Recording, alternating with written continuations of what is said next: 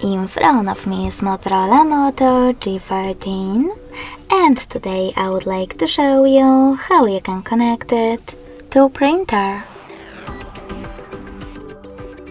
First of all, go into settings. Now you need to choose connected devices. Following that, click on connection preferences and select printing.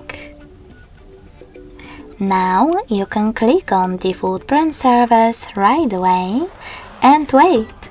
Your device is now looking for a printer.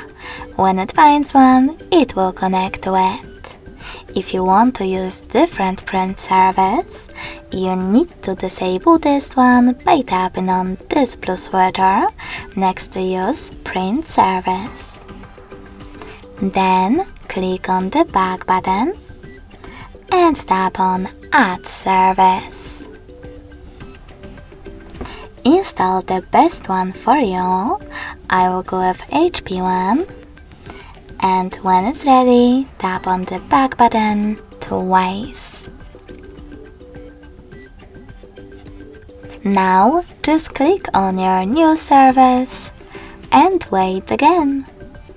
Thanks so much for watching. If you enjoyed this video, smash that like button, comment and subscribe. Bye!